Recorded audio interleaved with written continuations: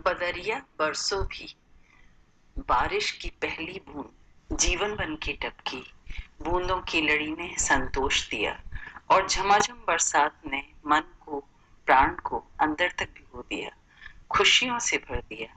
एक अदृश्य चित्रकार ने समूचे परिदृश्य को बदल दिया, मानो बड़ी तन्मयता से खूबसूरत चित्र बनाने बैठा हो।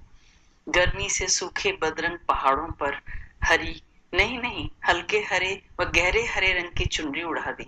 पेड़ पौधे फूल धुलकर ऐसे साफ स्वच्छ हो गए मानो धूल दूसरे जिद्दी बच्चे को माँ ने जबरदस्ती पकड़कर नहला दिया हो और ठंडी बयार उन्हें हल्की हल्की थपकी दे रही हो। यह सब मेघ महाराज की कृपा है। बड़े मूडी हैं, कभी जानवरों की आकृतियां बनाते हैं तो कभी भयंकर गर्जना के साथ डराते हैं, पर फिर भी हर साल तहे दिल से उनका स्वागत किया ही जाता है। सर्वेश्वर दयाल सक्सेना ने सुंदर स्वागत गीत लिखा है मेघ के लिए। मेघ आए बड़े बंठन के संवर के, आगे आगे नाचती गाती बयार चली, दरवाजे खिड़कियां खुलने लगी गली गली, पाहुन ज्यों आए हों गांव में शहर के। पेड़ झुक झांकने लगे, पेड़ झुक झांकने लगे गर्दन उचकाए, आंधी चली धूल भागी घाघरा उठाए, बांकी चितवन उठा नदी ठिठकी घूंघट सरकाए। बूढ़े पीपल ने आगे बढ़कर जुहार की, बूढ़े पीपल ने आगे बढ़कर जुहार की, बरस बाद सुदलीनी बोली कुलाई लता ओठ हो किवार की। हरसाया ताल लाया पानी परात भर के। त्रिलोचन की कलम मेघ की इस कृपा में गीत व नृत्य की झलक भी देखती है।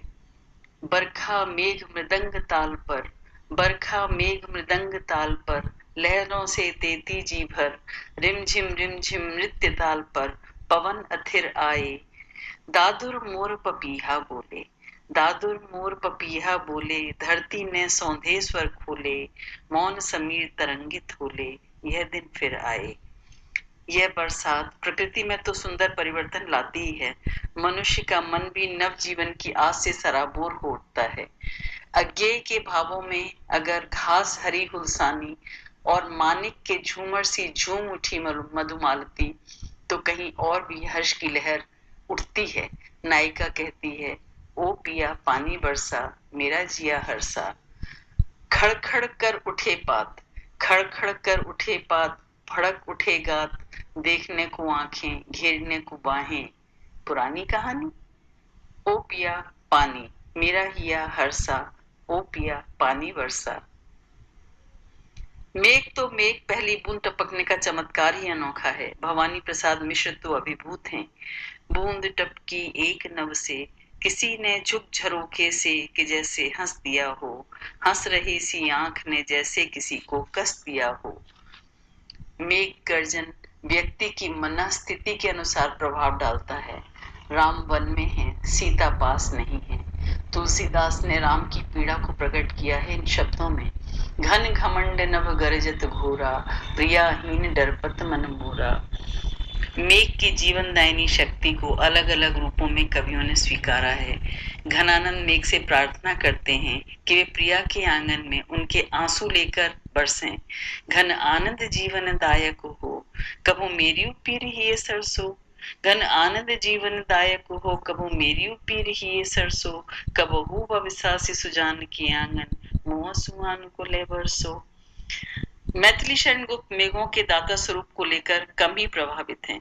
वे कहते हैं, मेरी ही धरती का पानी, मेरी ही धरती का पानी, ले लेकर यह अंतरिक्ष सखी आज बना है दानी। निराला को बरसात का रौद्र रूप भयभीत करता है। बार बार गर्जन वर्षण है मूसलाधार, हृदय थाम लेता संसार, सुन सुन घोर वज्र हुंकार। सच तो ये है कि मेघ का स्वरूप रौद्र है तो सौम्य भी है।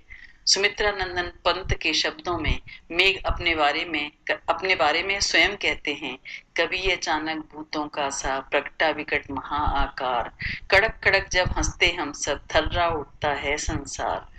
लेकिन रूप बदलते उन्हें देर नहीं लगती।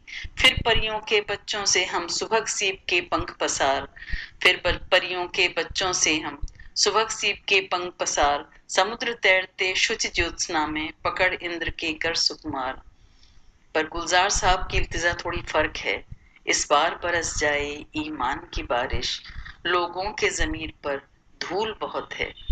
जाहिर है बारिश तो चाहिए ही, चाहे वह पानी के रूप में पृथ्वी पर आकर वसुंधरा को हरा भरा करे या ईमान के रूप में बरसकर इंसान को इंसानियत से सराबोर कर दे।